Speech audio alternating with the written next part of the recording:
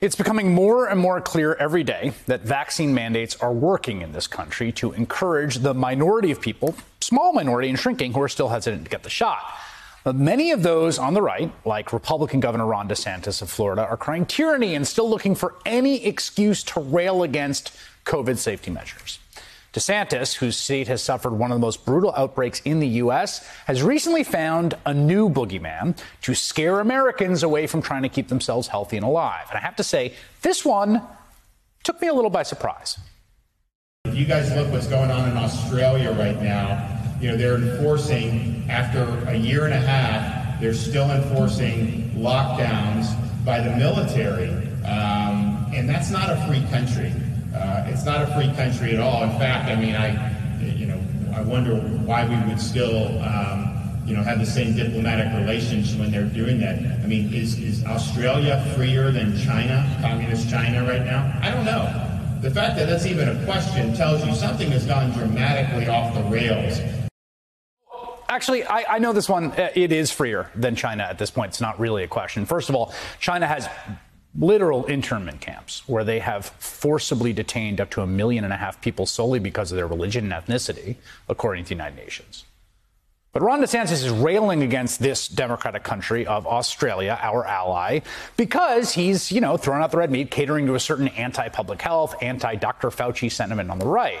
And that faction has decided recently that Australia is the dystopian vision of COVID-inspired tyranny that Democrats want to bring here to the U.S. Now, let me say this. There's a little speck, a kernel of truth there. Australia has been way, way stricter about how they have handled COVID than anywhere in this country from the very beginning. Starting in March of last year, they closed their borders to everyone but citizens and residents. Anyone allowed to return the country from elsewhere had to spend 2 weeks in lockdown in a hotel. And I mean like alone in a room with no visitors, security guards in the hallways, and all meals brought to your door kind of lockdown. Domestic travel restrictions were put into place, meaning you couldn't go from one place to the other. Nearly all businesses were closed, and Australians were required to stay home except for essential purposes, punishable by fines or even jail time. A 21-year-old man in New South Wales was fined $1,000 when he was spotted eating a kebab on a bench after ignoring 2 warnings by police. A 32-year-old woman and a 27-year-old man were fined for sitting in their car without a reasonable excuse not to be at home. A man was sent to jail for sneaking out to a hotel to visit his girlfriend, breaking his mandatory 14-day quarantine after he flew from the eastern side of the country to the west. Now, here in the U.S., we never had anything close to that.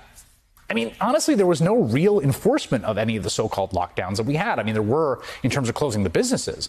But even in the midst of the worst days of the pandemic, you could just get in your car and drive across several state lines to see your loved ones if you wanted to. No one would stop you. Heck, if you showed up at the airport at JFK in New York City, no one would check where you were going or what you were doing. Just, come on in. But of course, Australia also had a lot more success suppressing the virus last year than we did. This is what Sydney looked like last winter. While we were suffering from the worst wave of the pandemic, Australians were back in restaurants, bars, and shops. They had essentially eliminated COVID from their island continent. And then the Delta variant hit this summer, and much of Australia plunged back into severe lockdown.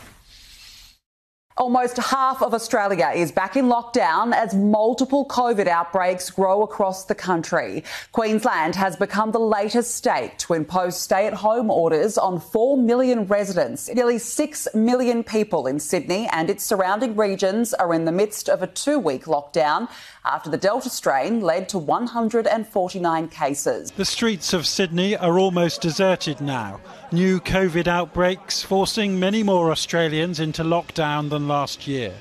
Internal state borders have been shut, while international travel has been more or less banned for well over a year. You hear that part where she said the lockdowns were precipitated by 139 new cases? More than 5 million people in Sydney have now been in lockdown for more than 2 months. The border's still closed. Australian citizens still need permission to leave or enter their own country. This week, authorities announced Sydney will finally start coming out of lockdown next month as vaccination rates hit 70% and above. Now, Australia has been a bit slow on vaccinations, but get this, they will now likely pass us in the U.S. very shortly. Again, they have been using extremely coercive methods against the virus, way more coercive and heavy-handed than anything that's been deployed in any state or locality here in the U.S., Democrat, Republican, whatever. So on that point, Florida Governor Ron DeSantis isn't wrong. Australia's lockdown, in fact, highlights that for all of the complaining on the right, the live free or die Revolutionary War cosplaying and the people yelling at school boards about masks and screaming, "We know where you live." Our response has been pretty light touch. In fact, it makes all this fulminating around tyranny sound a bit ridiculous. Ron DeSantis is also correct that Australia chose a different path than Florida or anywhere else in the U.S. And yes, certain freedoms have been curtailed there. But it's worth asking, what kind of results have they gotten? How have they actually done against COVID? Well, it turns out Australia has roughly the same population as Florida, so that makes for a useful comparison. Florida's got about 21.5 million people. Australia has nearly 26 million people. And over the entire course of this pandemic, since last March, 1,256 people died from COVID in Australia. Florida surpassed the entire pandemic death toll of Australia in just 1 week at the height of the Delta outbreak. Over the same period of time, Florida had 54,000 deaths. Now, adjusted for population, that would be more than 64,000 deaths in Australia. It's not crazy to say that there are 63,000 Aussies with friends and families and lives and dreams, just like you and me, engaged in all sorts of social and spiritual and economic activity, folks who are alive today, walking around right now, who would not be if they lived in Florida, who would be dead. And that's just one state. Our country's lost nearly 700,000 people. Now, yes, there are some trade-offs at the extremes between freedom and public health measures. There are, unavoidably. And yes, it is the job of policymakers to make those very difficult calls and decide between those two extremes, informed by the science. But it is also the case that for all the hysterical whining about tyranny, the Biden administration has been, I think, balancing those competing imperatives pretty well. Just look at their big new policy. This is the one Republicans are so up in arms about, they've turned it into fundraising goldmine, and a candidate for Senate is comparing it to the literal Gestapo. It's a vaccine requirement for healthcare workers, a vaccine requirement for federal workers, and a vaccine requirement for large employers over 100 people, which you can opt out of by taking a test a week. Again, compare that to getting fined if you leave your house for a kebab or arrested if you break quarantine to visit your girlfriend. This is the balance the Biden administration has chosen between public health and liberty. And guess what? It's working. We're getting evidence from places that have already started implementing vaccine mandates, and they are showing that relatively light coercion is producing results. United Airlines announced this week that less than 1% of their 67,000 person workforce did not comply with their mandate. Trinity Health, one of the first major hospital chains to announce a vaccine mandate, said the percentage of its vaccinated staff has increased from 75% to 94%.